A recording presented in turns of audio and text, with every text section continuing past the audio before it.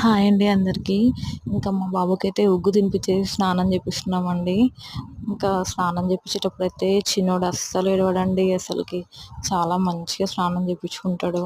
అసలు బాగా రుద్ది రుద్ది చేపిస్తుంటే హ్యాపీగా ఫీల్ అవుతాడండి అసలుకి చిన్నోడైతే. ఇంకా ఫస్ట్ అయితే మసాజ్ చేయించుకోవాలండి. బేబీకి మసాజ్ చేయించేసి ఆయిల్తోని తర్వాత స్నానం చేపిస్తే చిన్నపిల్లలు అయితే బాగా నిద్రపోతారండి. అసలుకి వాళ్ళకి ఏంటంటే బాగా అలసిపోతారు. బాగా రుద్ది రుద్ది స్నానం చేపిచ్చేస్తాం కదా, ఇంకా వాళ్ళు బాగా అలసిపోయి నిద్రపోతారండి. ఇంకా చిన్న పిల్లలకైతే చాలా జాగ్రత్తగా స్నానం చేయించాలండి. చెవులలోకి ముక్కులోకి వాటర్ అస్సలు పోనీయకూడదు.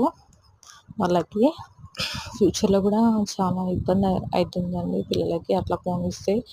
ఇంకా ఫుల్ లింక్ అయితే ఛానల్లో అప్లోడ్ చేస్తానండి, చూడండి. బాయ్.